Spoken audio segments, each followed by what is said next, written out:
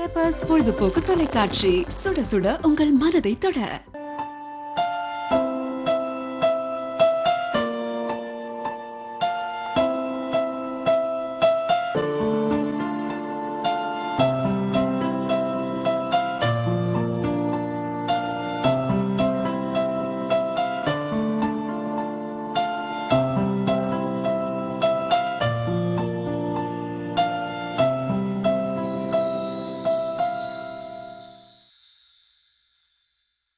நான் எழுத்தாளர் எஸ் ராமகிருஷ்ணன்.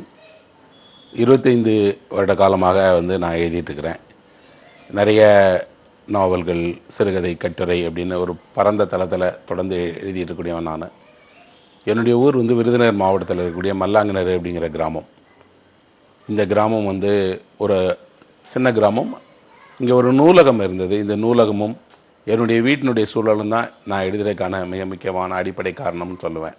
நான் இன்னைக்கு படித்ததில் சில எனக்கு பிடித்தமான புத்தகங்களை உங்க கூட பகிர்ந்துக்கிட விரும்புகிறேன். இன்னைக்கு நான் சொல்ல போகிற புத்தகங்கள் எப்போதுமே என்னுடைய விருப்ப பட்டியலில் இருக்கக்கூடிய புத்தகங்கள். இதை ஒரு மாதத்துக்கு ஒருக்கையோ அல்லது 10 நாட்களுக்கு ஒருக்கையோ எடுத்து படிப்பேன். முழு புத்தகத்தையும் கூட இல்லை, சில பக்கங்களை, சில வரிகளை, இன்னும் சொல்ல போனால் அந்த புத்தகத்தில் கூடிய ஏதாவது ஒரு கருத்தை திரும்ப திரும்ப நான் தெரிஞ்சுக்கிட்டே இருப்பேன். அப்படி என்னை எப்போதுமே ஆட்கொண்டு இருக்கக்கூடிய அந்த புத்தகங்களில் சில புத்தகங்களை தான் நான் அவங்க கூட பகிர்ந்துக்கிட விரும்புகிறேன். இதில் முக்கியமான புத்தகம் குட்டி இளவரசன் என்று சொல்லப்படக்கூடிய ஒரு மொழிபெயர்ப்பு புத்தகம். இது பிரெஞ்சிலிருந்து தமிழுக்கு மொழிபெயர்க்கப்பட்டிருக்கக்கூடிய ஒரு புத்தகம். இந்த புத்தகத்தை தமிழில் மொழிபெயர்த்திருக்கவர் வே ஸ்ரீராம் அப்படின்னு சொல்லப்படக்கூடிய ஒரு சிறந்த மொழிபெயர்ப்பாளர். எழுத்தாளருடைய பெயர் அந்துவான் சென்ட் எக்ஸுபரி என்று சொல்லப்படக்கூடிய ஒரு பிரெஞ்சு எழுத்தாளர். இந்த புத்தகம் உலகம் முழுவதும் சேர்ந்து பல கோடி பிரதிகள் வித்திருக்குது. அவ்வளவு உலகத்தினுடைய கவனத்தை பெற்ற புத்தகம். இது எதை பற்றியதுன்னு பார்த்தீங்கன்னா, ஒரு சின்ன பையனுடைய மனநிலையை பற்றியது. ஒரு சின்ன பையன், குட்டி இளவரசன் சொல்லப்படக்கூடிய ஒரு கற்பனையான ஒரு கதாபாத்திரம் வாழ்க்கையை எப்படி பார்க்கிறது, எப்படி புரிந்து கொள்கிறதுங்கிறது தான் இந்த புத்தகத்தினுடைய முக்கிய அம்சம். இந்த கதையை அவர் சொன்ன விதம் அவருடைய வாழ்க்கையினுடைய ஒரு சம்பவத்திலேருந்தே சொல்றார். இந்த எழுத்தாளர் ஒரு விமான ஓட்டி. இவருடைய விமானம் ஒரு நாள் பழுதடைந்து ஒரு பாலைவனத்தில் மாட்டிக்கிறது.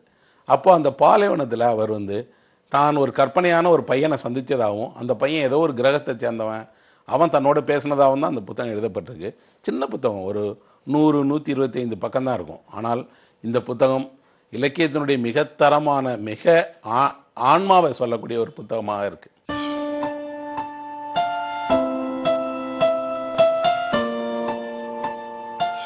காந்தியை பற்றி நம்ம ரிச்சர்ட் அட்டன்பரோட படம் பார்த்துருக்கோம். இந்த படம் ஒரு நடிகரை வைத்து தயாரிக்கப்பட்ட படம். ஆனால் காந்தியவே நேரடியாக அவர் கூடயே பயணம் பண்ணி, காந்தி போன இடங்களுக்கெல்லாம் கேமராவோட அலைந்து படம் எடுத்தவர் ஒரு தமிழர். அவர் ஏ.கே. செட்டியார். இந்த ஏ.கே. செட்டியார் காந்தியை பற்றி எழுதியிருக்கிறாரு. அவர் பயணம் செய்த புத்தகங்கள் எல்லாம் எழுதியிருக்கிறாரு. இப்படி இந்த ஏ.கே. செட்டியாரினுடைய பயண நூல்களை நம்ம எடுத்துட்டோம்னா ஆச்சரியமாக இருக்கு. என்னன்னா, ஒருத்தர் 20 வயதில் தொடங்கி உலகம் முழுவதும் கிட்டத்தட்ட 1/3 பங்கு உலகத்தை சுற்றி இருக்கிறார். சுத்தினா கையில் காசோட வசதியாக இல்லை, கிடைக்கிற பணத்தை அதில் ஃபிலிம் வாங்கிட்டு கேமரா எடுத்துட்டு காந்தி பின்னாடியே சவுத் ஆப்பிரிக்காவுக்கு போயிட்டு ஒவ்வொரு நாட்டுக்காக போகிறார். அதை படமாக்குகிறார். அதை படமாக்கி அதை ஒரு முழுநீள படமாக வெளியிடவும் செஞ்சிருக்கிறார். இந்த ஏ.கே. செட்டியாரினுடைய பயண அனுபவங்களை எல்லாம் தொகுத்து ஒரு புத்தகம் வந்திருக்குது. அது என்னன்னா, ஏ.கே. செட்டியாரினுடைய ஒவ்வொரு பயணமும் ஒவ்வொன்றும் தனித்தனி. இப்போ கானாவை பற்றிய பயணம், அமெரிக்காவை பற்றிய பயணம், அவர் மேற்கொண்ட மலேசியாவை பற்றிய பயணம், இது எல்லாம் இருக்கு. ஏ.கே. செட்டியாரின் பயண நூல்கள் எல்லாம் தொகுக்கப்பட்டு ஒரே புத்தகமாக வந்திருக்கு.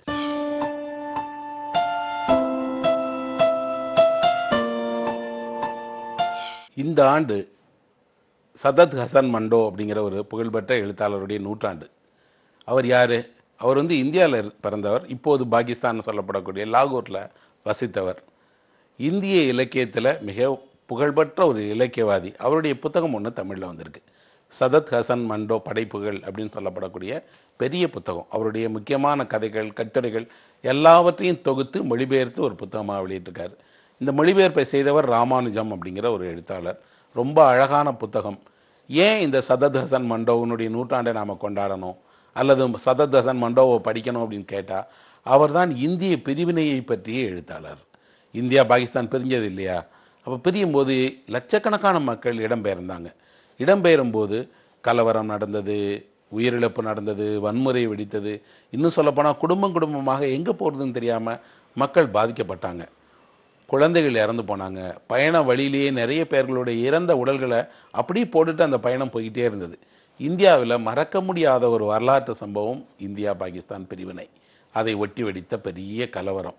இதை தன்னுடைய எழுத்தினுடைய மையப் பொருளாக வைத்து தொடர்ந்து எழுதியவர் தான் இந்த சதத் ஹசன் மண்டோ.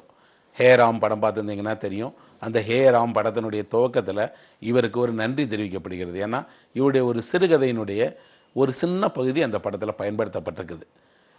கமலஹாசன் அவர்களே தன்னுடைய ஒரு நேர்காணலில் சொல்கிறாரு, இந்த படம் உருவாக்குவதற்கு முக்கியமான காரணம் என்னன்னு கேட்டால் சதத் ஹசன் மண்டோவை படித்தது தான், அந்த மண்டோவினுடைய பாதிப்பில் தான் இந்த படத்தை உருவாக்குனேன்னு சொல்கிறார்.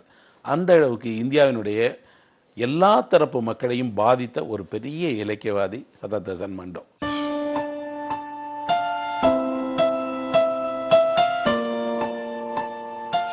மண்டோ ஒரு கலகக்காரன்னே சொல்லுவேன். ஏன்னா இவர் எந்த கட்டுப்பாடுகளுக்கும் உட்படாதவர். தான் மனதில் தோன்றுச்சா அதை எழுதக்கூடியவர். இதற்காக நீதிமன்றத்துக்கு போயிருக்கிறாரு, சண்டை போட்டிருக்கிறாரு, வழக்கு தொடரப்பட்டிருக்கிறது, எதிர்த்து ஜெயித்திருக்கிறாரு. இந்தியாவை மட்டுமல்ல, அமெரிக்காவுக்கு எதிராகவே அவர் பகிரங்க கடிதம் எழுதியிருக்கிறாரு.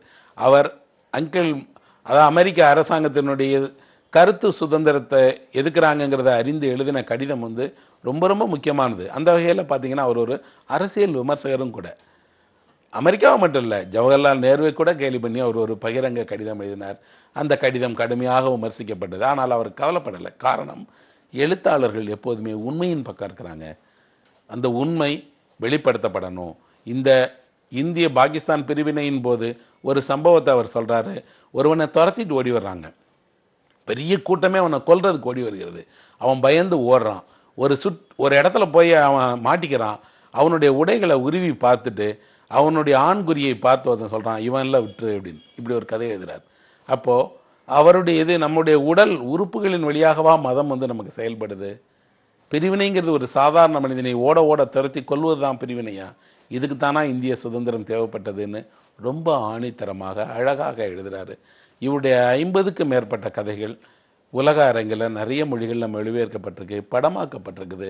இன்னும் சொல்லப்போனால் சதத் ஹசன் மண்டோனுடைய வாழ்க்கையே கூட ஒரு நாடகமாக ஆக்கப்பட்டிருக்கு, டாக்குமெண்ட்ரி ஆக்கப்பட்டிருக்கு.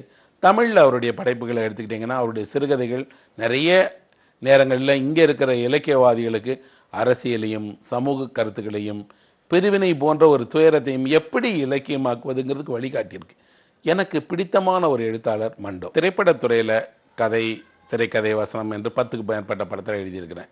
திரைத்துறையோடு நேரடியாக தொடர்ந்து சேர்ந்து இயங்கியிருக்கிறேங்க முறையில் அந்த உலகத்தினுடைய தனித்துவத்தை, அங்கே இருக்கிற மனிதர்களை, அவருடைய கனவுகளை பக்கத்திலேருந்து பார்க்கவும் தெரிந்து கொள்வதற்கும் எனக்கு நிறைய வாய்ப்பு கிடைச்சிருக்கு. அப்போ எனக்கு தோணும், இதுவே ஒரு எழுதுவதற்கான கருப்பொருள் தானே. கதையை தேடி எங்கெங்கேயோ விளையிறோமே, நம்மளை சுற்றி இவ்வளவு மனிதர்கள் இருக்காங்க, அவரிடம் எவ்வளவு கதை இருக்குது யோசிச்சு பாருங்கள். சினிமாவில் நடிக்கணும்னோ சினிமாவில் வெற்றி பெறணும்னு நினைச்சோ எவ்வளோ பேர் சென்னைக்கு வந்தாங்க. அதில் ஜெயித்தவங்க எத்தனை பேர், தோற்றவங்க எத்தனை பேர்? 1% பேர் தான் ஜெயிச்சிருக்கிறாங்க, நிறைய பேர் தோற்று போயிட்டாங்க. ஆனால் இந்த தோற்றவர்களுடைய கதையெல்லாம் என்னாச்சுன்னா காலத்தில் மறைஞ்சு போயிடுச்சு. அவர்கள் வாழ்ந்ததுக்கான அடையாளமே இல்லை. எந்த வருடம் சென்னைக்கு வந்தாங்க, எப்படி இருந்தாங்க, எதுவுமே தெரியாது. திரைப்படத்துறைக்குள்ளேயே எடுத்துக்கிட்டா கூட நடிக்க வந்தவர் இன்னைக்கு கார் ஓட்டியாக வேலை செஞ்சுட்டு இருக்காரு, இயக்குனராக வந்தவர் ஒரு ப்ரொடக்ஷனில் வேலை செஞ்சுட்டு இருப்பாரு, அல்லது ஒரு காலத்தில் ஒரு பெரிய தயாரிப்பாளராக இருந்தவர் இன்னைக்கு ஒரு துணை நடிகராக நடிச்சிட்டு இருப்பார். அது ஒரு மர்மமான விதி மாதிரி தான் இருக்குது. என்னென்னா அங்கே யார் எப்போது எந்த நிலையை அடைவார், யார் வெற்றி பெறுவார், யார் தோற்று போவார், எதுவுமே தெரியாது. இவ்வளவு குழப்பமும் வசீகரமுமான அந்த திரைப்பட உலகத்தை பற்றி தமிழ் இலக்கியத்தில் எவ்வளவு எழுதப்பட்டிருக்குன்னா குறைவாக தான் எழுதப்பட்டிருக்கு. அப்படி எழுதியதில் ஒரு நல்ல புத்தகம் இருக்குது. இந்த புத்தகத்தை எழுதியவர் அசோகமித்திரன். அவருடைய கரைந்த நிழல்கள் அப்படிங்கிற அந்த நாவல் சினிமாவினுடைய நிஜமான வாழ்க்கையை அப்படியே படமாகுது. இதற்கு அசோகமித்திரன் நேரடி அனுபவம் உள்ளவர். அவர் ஜெமினி திரைப்பட நிறுவனத்தில் வேலை பார்த்திருக்கிறார். அதனால் அவருக்கு இந்த திரைப்படத்துறையினுடைய அத்தனை விஷயங்களும் நேராக வாழ்க்கையில் அனுபவித்து எழுதியிருக்கிறார். இந்த புத்தகத்தினுடைய சிறப்பு என்னன்னா, இன்னைக்கு நாம சினிமாவில் ரொம்ப பேசுறோம் இல்லையா, ஒரு நான் லீனியர், அதாவது தனித்தனி கதையாக இருக்கும், கடைசியில் எல்லா கதைகளையும் ஒன்று சேர்ந்து ஒரு படம் ஆக்குவாங்க. அப்படி அந்த நான் லீனியர் வடிவத்தில் ஒரு நாவல் எழுதப்பட்டிருக்கு. இந்த நாவல் வெவ்வேறு கதாபாத்திரங்களை பற்றினது. ஒருத்தர் பட தயாரிப்பாளர், ஒரு பட நிர்வாகி, இன்னொருவர் படத்தினுடைய நடிக்க வந்தவர், அப்படி வேறு வேறுபட்ட கதைகளை எடுத்துக்கிட்டு இந்த கதைகளின் வழியாக திரைப்பட உலகத்தினுடைய நிஜமான ஒரு வாழ்க்கையை எழுதியிருக்கார். படமாக்கப்பட வேண்டிய ஒரு நல்ல நாவல் ஏதாவது என்ன சிபாரிசு பண்ணுங்கன்னு கேட்டால் நான் கரைந்த நிழல்களை சொல்லுவேன். ஏன்னா இது திரைப்படத்துறையை பற்றின ரொம்ப அழகாக சித்தரிக்கப்பட்ட நாவல்.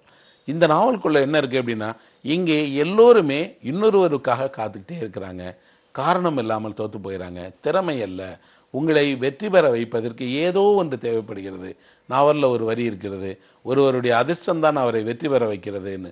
இன்னொரு சொல்லுகிறாரு, அந்த அதிர்ஷ்டம் எப்போ வரும், எப்போ கைவிட்டு போகும்னு தெரியல என்று.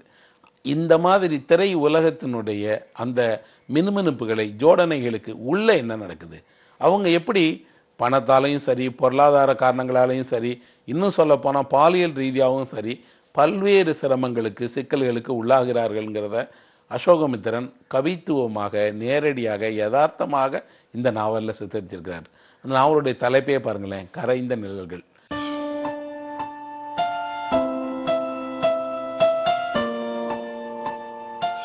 அப்படின்னா என்ன? அந்த நிழல்கள் மெல்ல அடையாளம் இல்லாம கரைஞ்சு போய்கிட்டே இருக்குது.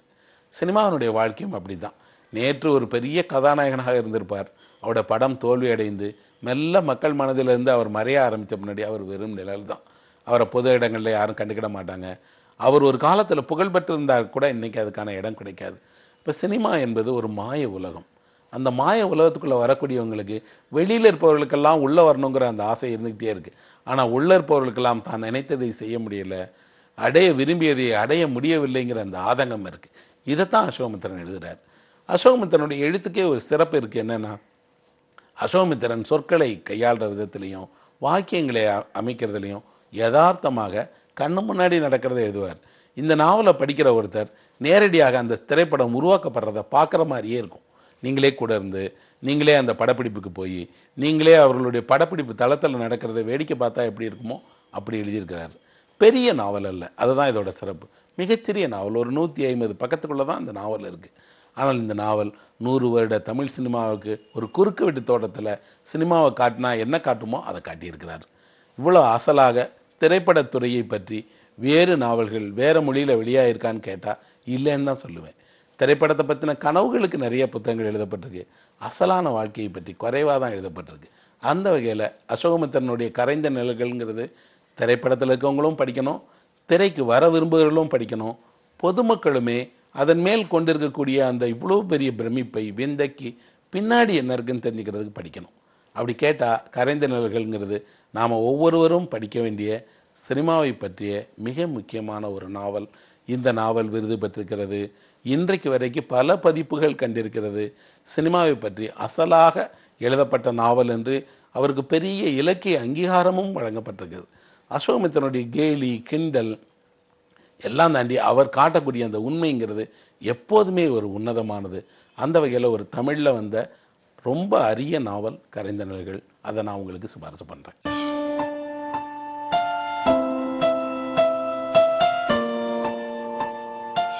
இந்தியாவில் பிறந்த ஒவ்வொருத்தரும் அவசியமாக ஏதாவது பார்க்கணுன்னா எதை பார்க்கணும் அப்படின்னு என்ன கேட்டிங்கன்னா, தாஜ்மஹாலை பார்க்கணுமா, இமயமலையை பார்க்கணுமா, அதையெல்லாம் கூட நான் உங்களுக்கு சிபாரிசு பண்ண மாட்டேன். நான் சிபாரிசு பண்ணுவது என்னென்னா, இந்தியாவில் இருக்கக்கூடிய ஒவ்வொருவரும் அவசியமாக இந்தியாவில் இருக்கக்கூடிய முக்கியமான ஆறுகளை, நதிகளை பார்க்கணும். ஏனென்றால் அதுதான் இந்தியா. இந்தியாவினுடைய அத்தனை முக்கிய நகரங்களும் நதியினுடைய கரையில் தான் அமைஞ்சிருக்கு.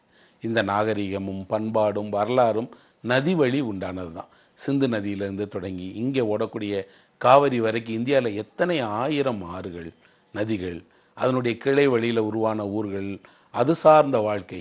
நம்மளுடைய எல்லா நாகரிகமுமே நதி வழி உண்டான நாகரிகம்தான். இந்திய நதிகளை ஒருத்தர் முழுக்க பார்த்துட்டாருன்னு வைங்க, அவரோட வாழ்க்கையே மாறிடும்.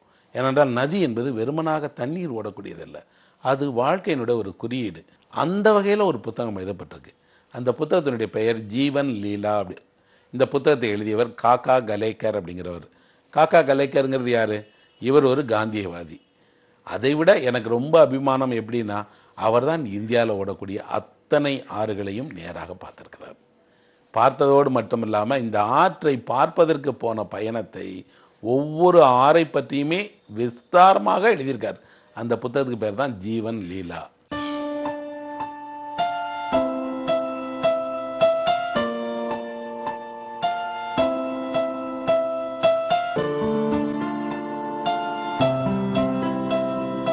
ஒரு நல்ல சிறுகதை அப்படிங்கக்கூடியது அது படித்த உடனே நமக்கு பிடித்தமானதாகவும் இருக்கணும், மனதில் நிற்கக்கூடியதாகவும் இருக்கணும்.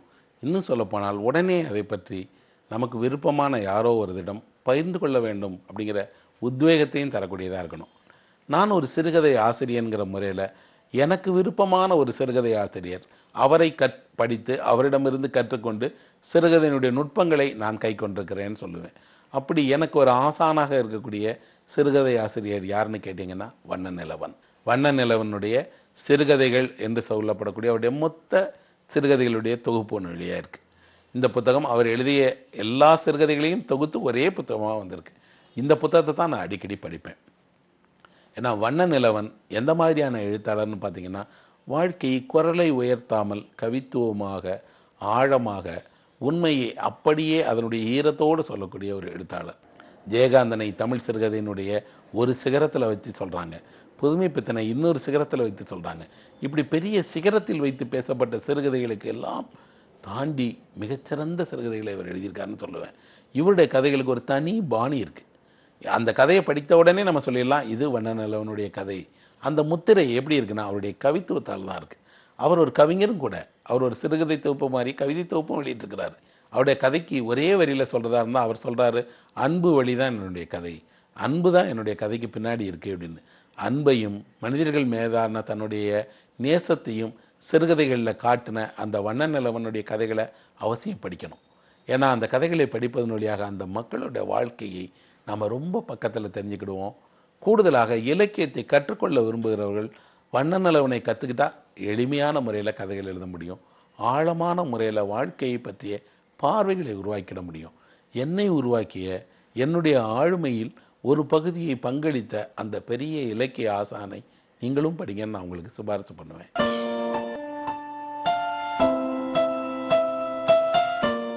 உலக இலக்கியத்தில் எனக்கு ரொம்பவும் விருப்பமான எழுத்தாளர்கள் 2 பேர். அவர்களை தான் உலக இலக்கியத்தினுடைய சிகரங்கள்னு சொல்கிறாங்க. ஒருவர் லியோ டால்ஸ்டாய், இன்னொருவர் தஸ்தாவஸ்கி. 2 பேருமே ரஷ்யாவை சேர்ந்தவங்க.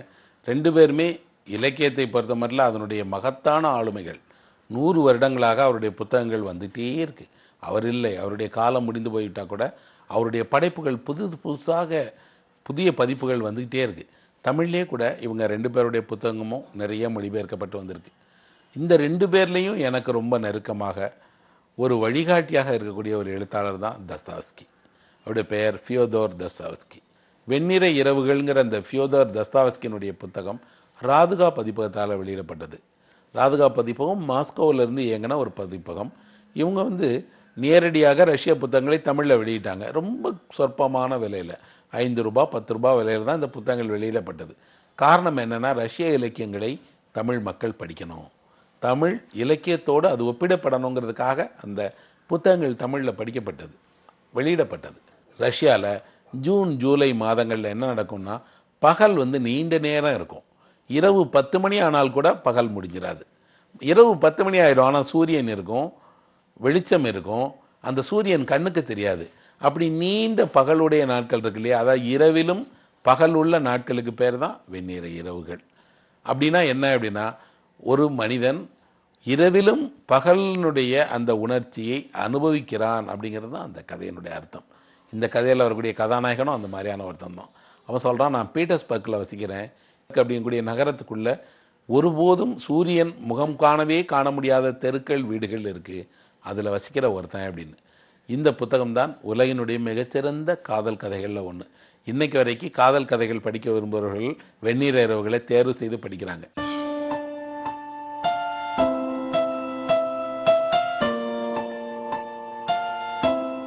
ஒருவருக்கு பள்ளி வயது நினைவுகள் இருக்கு இல்லையா, அது தான் வாழ்க்கையில் எப்பயுமே மறக்க முடியாது.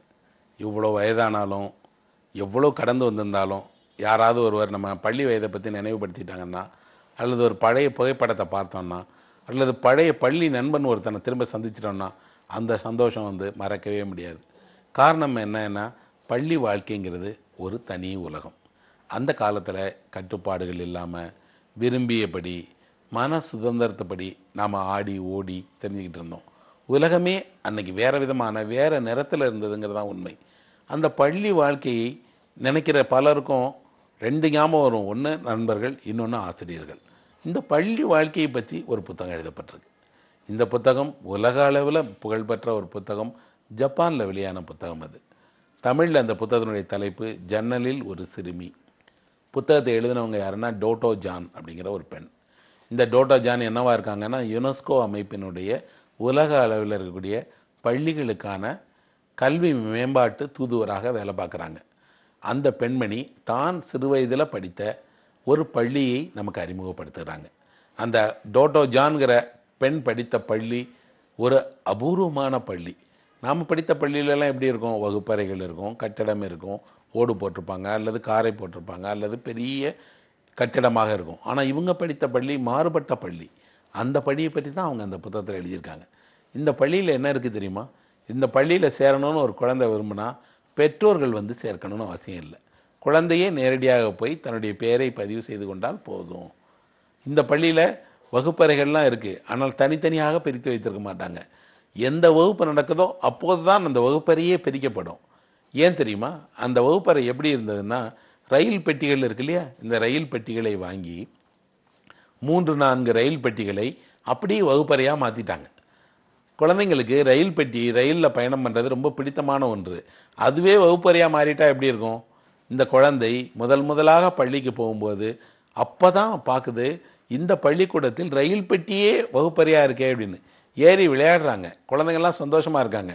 அந்த பள்ளிக்கு ஒரு தலைமை ஆசிரியர் இருக்கிறார். அவர் வந்து சொல்கிறாரு, பள்ளியினுடைய கட்டிடத்தில் தொடங்கி வகுப்பறையிலிருந்து கற்றுத்தரதுலேருந்து எல்லாத்துலேயும் மாற்றம் பண்ணால் தான் குழந்தைகளுக்கு பிடிக்கும். ஏனென்றால் நிறைய பள்ளிக்கூடத்தில் தெரியும், இன்றைக்கி நம்ம உள்ளே போகிறோம், அங்கே இருக்கிற அந்த பெரிய இரும்பு கேட்டை பார்த்தாலே குழந்தை பயந்து ஓடிடுது. அந்த வண்டி, அந்த இரும்பு, இன்னும் சொல்லப்போனால் வகுப்பறையில் மூச்சு முட்டுது குழந்தைகளுக்கு. அதிலிருந்து விடுபட்ட ஒரு அபூர்வமான கல்வி நிலையத்தை பற்றி தான் டோட்டோ ஜான் சொல்லுது.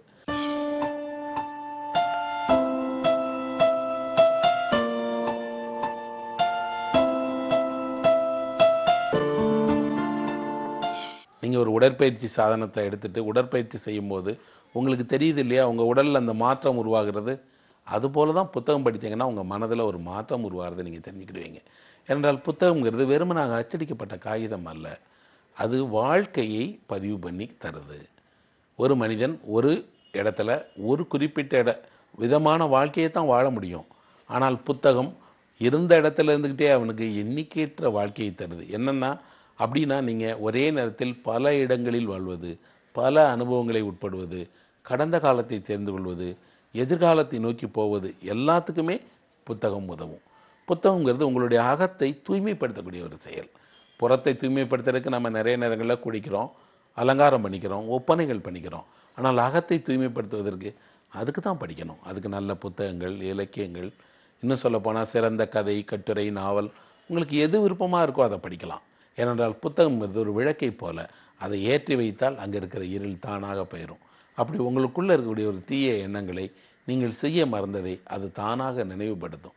அதற்காகவாது நீங்கள் புத்தகம் படிங்க. நீங்கள் நூலகத்தில் படிக்கலாம், இணையத்தில் படிக்கலாம், உங்கள் வீடு தேடி வரக்கூடிய அண்டை அருகாமையில் இருக்கக்கூடிய நூலகங்களுக்கு போய் நீங்கள் படிக்கலாம். உங்கள் விருப்பம்தான் உங்கள் செயல். அதை நோக்கி நீங்கள் போவீங்கன்னு நான் நம்புகிறேன். இந்த நிகழ்ச்சியின் வழியாக நான் படித்ததில் பிடித்த விஷயங்களை பகிர்ந்து கொள்வதற்கு ஒரு சந்தர்ப்பம் தந்ததற்காக இந்த பெப்பர்ஸ் டிவிக்கும் அனைத்து நேயர்களுக்கும் என்னுடைய மனம் நிறைந்த நன்றியை தெரிவிச்சுக்கிறேன். நன்றி.